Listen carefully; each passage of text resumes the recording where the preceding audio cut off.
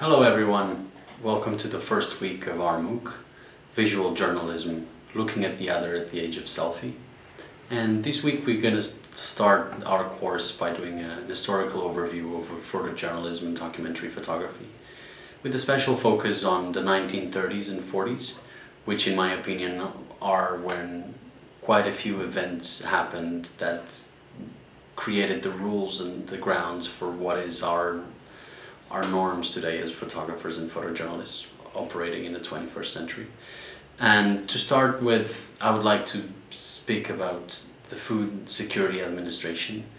After the Great Depression in the 1920s, how the US government created a body of 10 photographers, probably the two most well-known being Walker Evans and Dorothea Lange, to document the struggle and the outcome of this enormous crisis that the United States lived.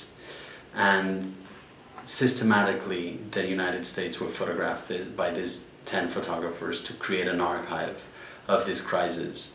And you probably know some of these images already, but let's look at some others too, and how the humanistic tradition was created or enlightened throughout these years. At the same time that this was happening in the US, the Spanish Civil War started, and a number of photographers and journalists were sent, and some of them went on their own to photograph this war. On one side the Reds or the Communists or the Socialists, on the other the Franquist regime, or what then became the Franquist regime, the dictatorship led by Francisco Franco, a fascist dictator. And there was a war from 1936 to 1939, and the probably three most well-known photographers that actually worked very close to each other were Gerda Taro, a woman photographer who actually died in Spain, Robert Capa, and David Seymour, also known as Chim. And they worked very close to each other to document the war, and some icons were created in this war. Probably the most controversial and well-known one is the photograph by Robert Capa of the fallen soldier, when until today we're not absolutely certain that this photograph happened or if it was a setup by Robert Capa. Different people defend different things, but it is a very iconic photograph that laid the grounds of the action photographer, the frontline photographer that Robert Capa became, is starting in the Spanish Civil War, but then continuing into the Second World War, where him and a number of other photographers documented both front lines, some images in black and white, some images in color, and the very famous D-Day photographs by also Robert Capa, who gained access and disembarked in Normandy with the American soldiers, making a few photographs and then retreating to send those photographs to the media. Back then in the 1940s, one of the most important magazines was Life magazine, that published widely photo essays by a number of photographers, and every week they would publish photo stories, photo essays, many of them based on the human condition. And this goes along with philosophical, historical and literary movements in the 1930s and 40s that enlightened the human condition and how together we could change things. So this was all part of a movement, and Life magazine certainly was a pioneer of that movement, of showing other stories, other people, other conditions, in order for us as readers to be there, to know what was going on in Africa, what was going on in the front lines of the Second World War, and the readers in the United States would read and learn from that with visuals.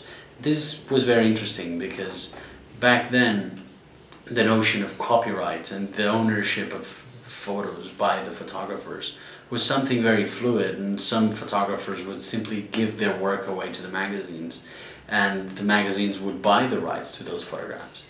And back just after the Second World War, a very important event in the photojournalism community happened, which was when 4 photographers, all men, all veteran photographers from the Second World War, got together and founded an agency that defended their rights as authors. It was owned by the photographers themselves.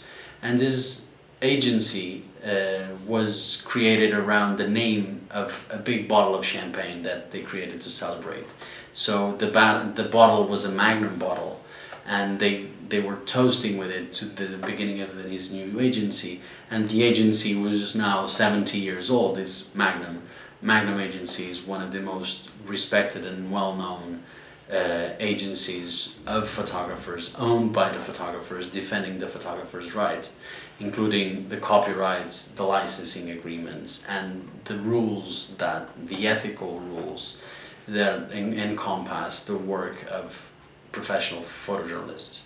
So the way that the images cannot be set up, the way that you need to respect people you are photographing, the way that you need to respect people and what you tell people you're going to do with those images. Those are ethical grounds that were defined back then and are still valid and very valuable these days, especially in times where everybody has a camera and they can do whatever they please with those photographs. It's important for the photojournalistic community to stick with their word, to stick with the truthness there is, and that is discussable, that if I decide to frame a certain event in a certain way, but there's a purity of what's happening there, and that's the standard rules of journalism today. So that was created and implemented with the foundation of Magnum in 1947, just after the Second World War ended. And that has created a tradition of photography and concerned photographers throughout the years until today. So that compass of the FDA, Food Security Administration, the Spanish Civil War, World War II, the Roll of Life magazine, and the way of how photo essays were being portrayed and published every week, created sort of like golden moment in the 50s, 60s and 70s for photography and the role of photography in the media. And with that, an immense visual tradition was created, and magazines such as National Geographic, Time magazine, Stern magazine, Paris Match created a need to the readership to see visuals every week, to see what's going on with that week's events or those stories that are relevant to the media those weeks. So we are in those years where tremendous photographers starting to appear. Dorothy Lang, that I already mentioned, Walker Evans, Robert Capa, who died later on in a front line, Henri Cartier-Bresson, David Chim, and George Roger, the founders, along with Robert Capa of Magnum. They continued to work on their own, but they also opened for new generations of photographers to come. So take time to look at these works, study it well, and it doesn't necessarily mean that that's the kind of photographs that you want to go and take, but it's important to understand what was the foundations of these grounds where we are today. Robert Capa, for example, the famous frontline war photographer, also created work in color, until recently not known to the public at all, where he photographed actors and actresses, glamorous lives around the world. So there were sort of like always two ways of working, and Robert Capa certainly did a good job of exploring and enjoying those until he died in Indochina in the 1950s. But I would like to invite you to look at these works, to on your own go and explore. I'll put some links for you on the webpage to explore and read more, and then don't forget to answer the quiz and the questions about this week's issues. I would also like to invite you to take a look at our guest speaker this week.